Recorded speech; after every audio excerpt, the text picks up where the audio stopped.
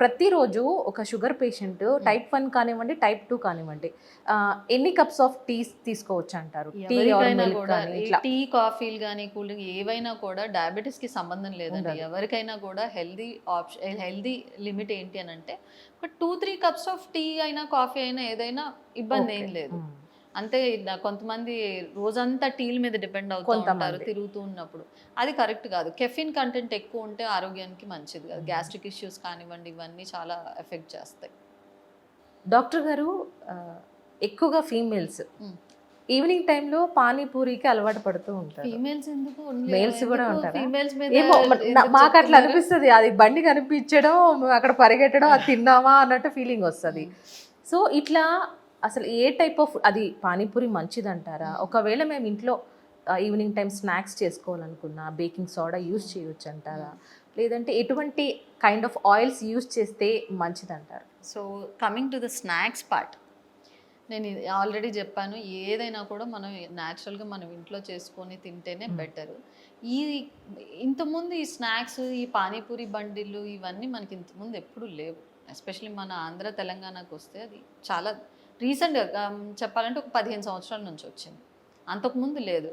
So ఈ పానీపూరి ఏ snack అయినా కూడా దాంట్లో ఉండే పదార్థం ఏంటనేది మనం తెలుసుకోవడం చాలా ఇంపార్టెంట్. దేంతో తయారు చేస్తారు, ఎలా తయారు చేస్తారు.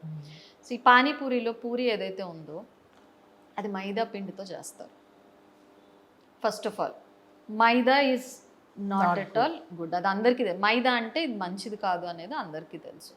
అగైన్ సమోసా, పైన మైదా పిండి, లోపల ఆలు స్టఫింగ్, నూనెలో డీప్ ఫ్రై చేస్తారు, which is not healthy.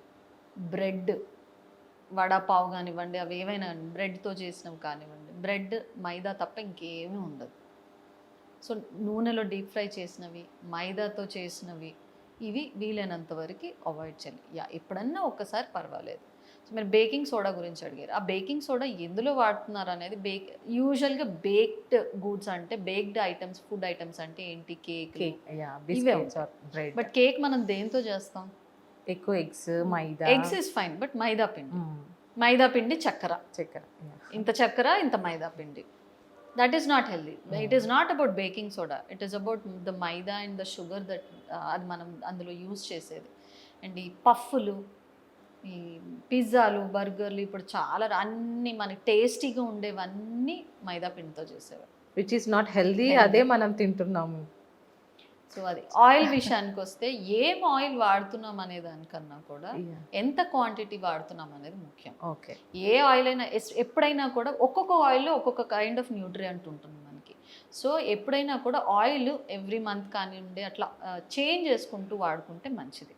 But A oil వాడినా కూడా క్వాంటిటీ తక్కువగా వాడుకోవడం అనేది ముఖ్యం. డీప్ ఫ్రైస్ ఎక్కువగా చేసుకోకుండా ఉండడము, ఫ్రైస్ కానివ్వండి, నూనెలో ఈ వడలు, పూరీలు, ఈ మైసూర్ బజ్జీలు. మైసూర్ బజ్జీ అంటే మైదా ముద్ద నూనెలో ఫ్రై చేయడం. సో ఇది మంచిది కాదు. ఏ ఆయిల్ వాడుకున్నా కూడా క్వాంటిటీ తక్కువగా వాడుకోవడం అనేది ఉత్తమం. జనరల్గా స్ట్రీట్ స్టైల్ ఫుడ్స్ అంటేనే ఈవినింగ్ టైంకి అట్లా పరిగెడుతూ ఉంటాం.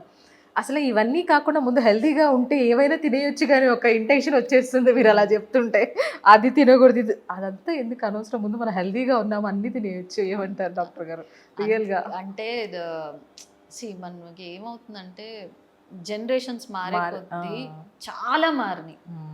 అండ్ ఇప్పుడు మళ్ళీ మనం వెనక్కి వెళ్తున్నాం.